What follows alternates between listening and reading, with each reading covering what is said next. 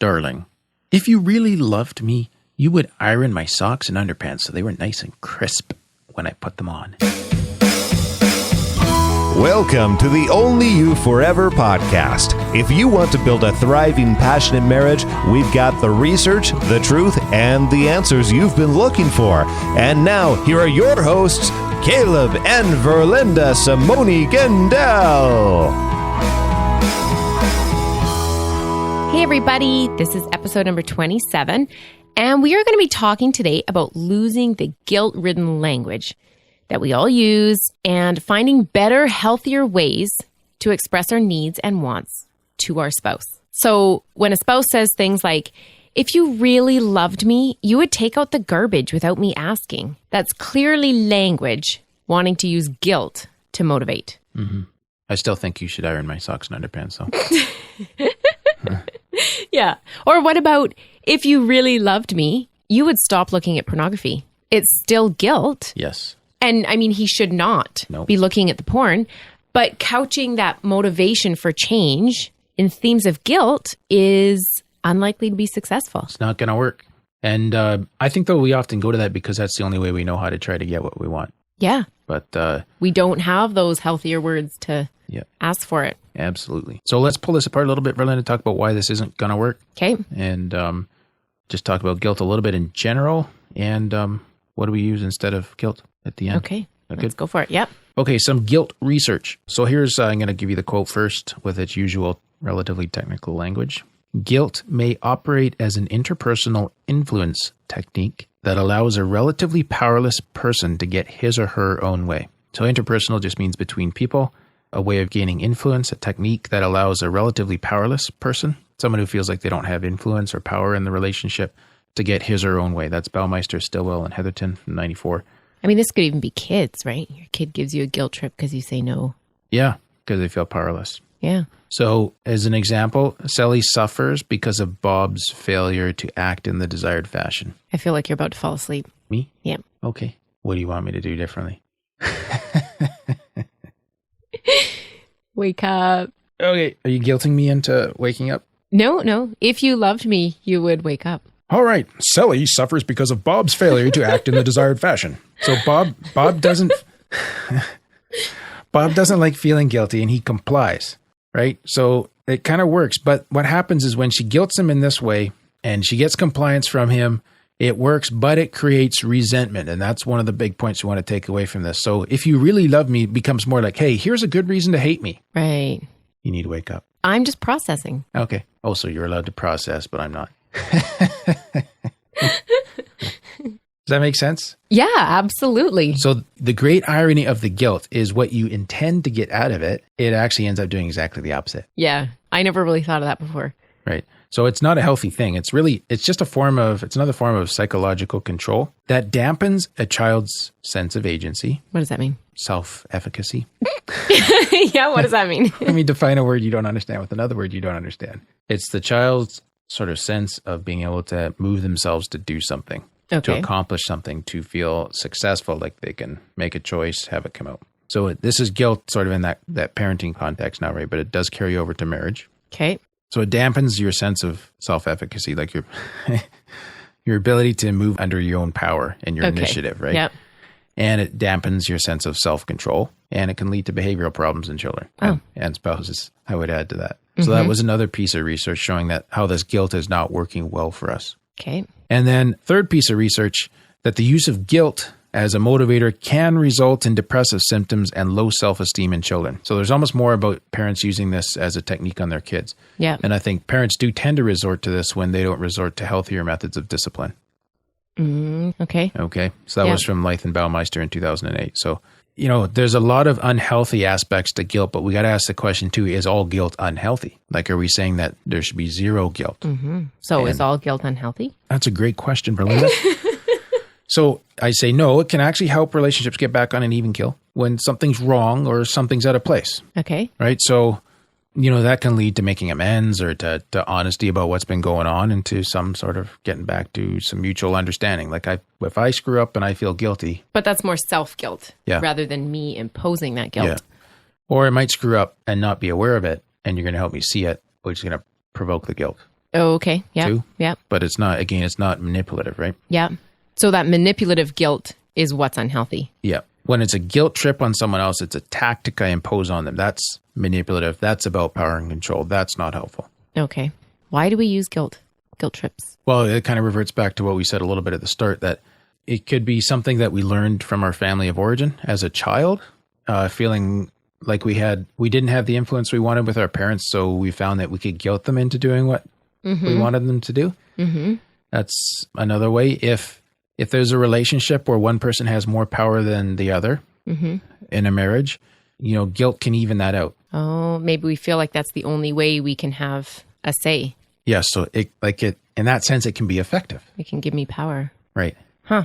But it's undermining your relationship too. Like it's effective in the short term and ineffective in the long term. Yeah. And what was I going to say on that? While you're thinking, Yep. Going back to the family of origin thing, I think that can go both ways. Like we might have learned how to guilt our parents, Right. but we might have also received that from our parents. So that's what we think is the normal way of coping. Yes. Or we might have seen them doing it to each other. Yeah. You know what I mean? Okay. So it goes a few different ways.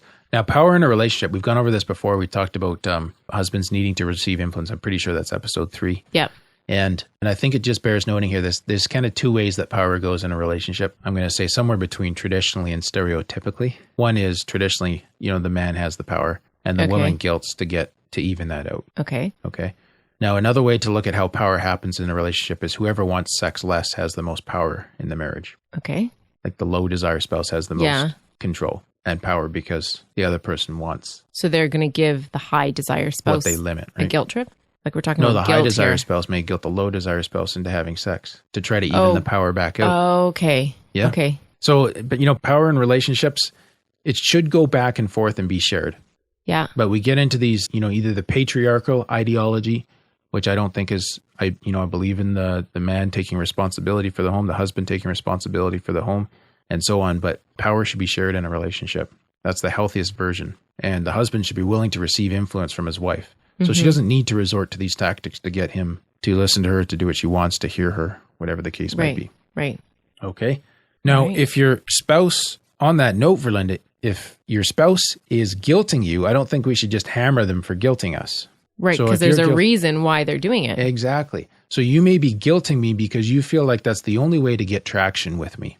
And that is a problem with me. Right. Your guilt is a symptom of my problem Oh, that's deep. at that stage, right? Yeah. Cool. So stop and think about that pretty clearly before you go back to your spouse. If you're sitting here thinking, oh, my spouse needs to listen to this because they guilt me all the time.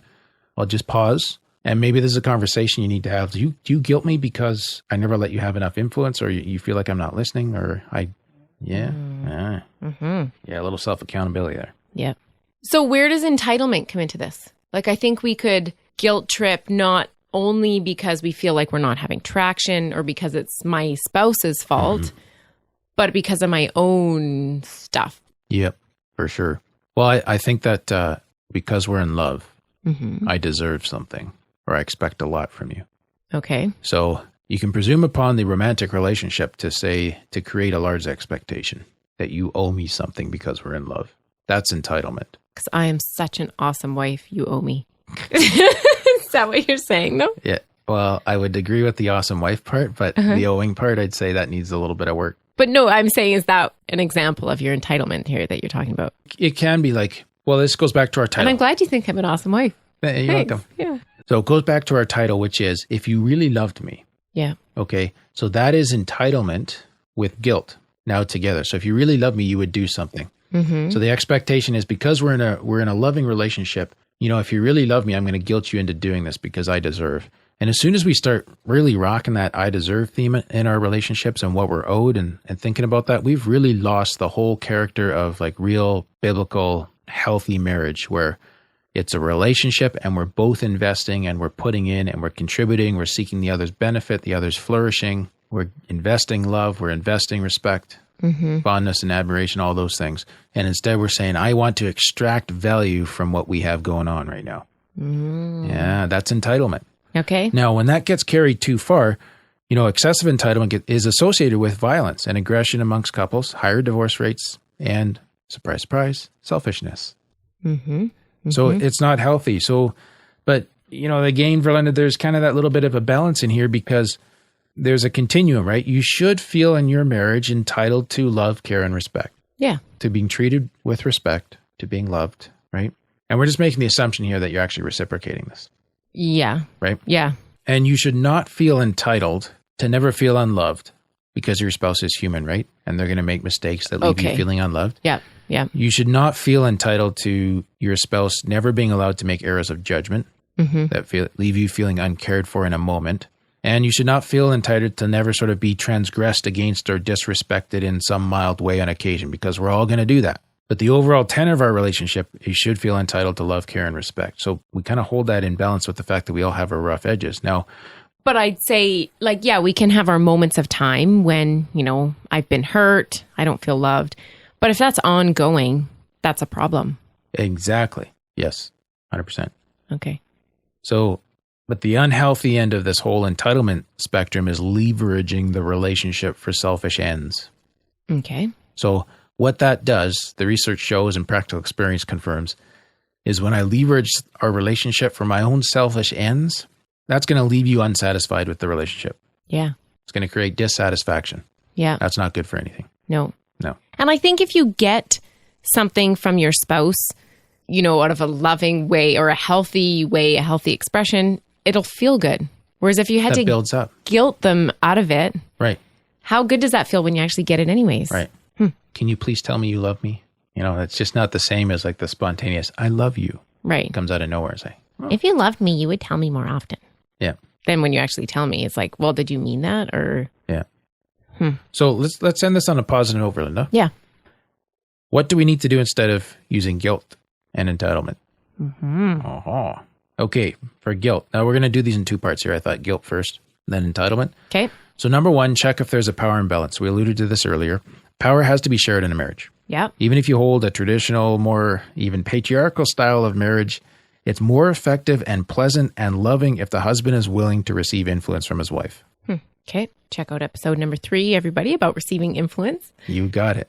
Yeah. Now, in our day and age with not human rights, but with feminism, you know, there's a huge pushback against patriarchal marriage. And, you know, that I'm more of a fan of a complementarian marriage, much more of a fan of complementarian than patriarchal.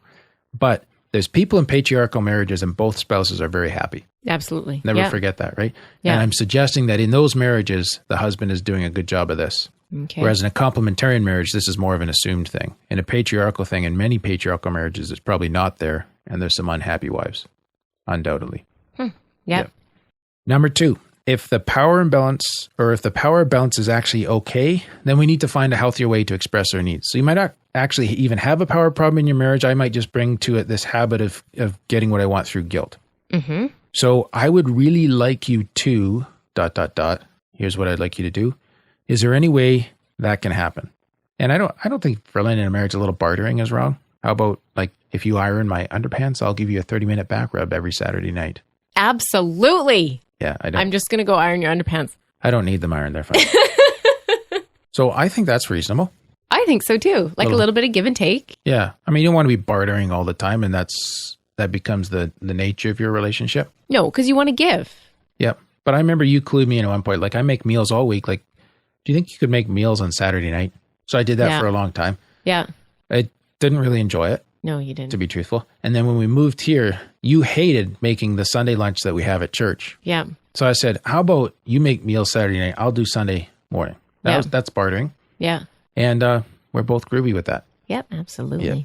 Or going back to the pornography example on guilt. So this is where you actually set a boundary. Instead of using guilt, you're just setting a boundary. I'm not willing to be part of your harem because I can't compete with those women. So you'll need to choose me or them, and choosing me means the end of your pornography habit.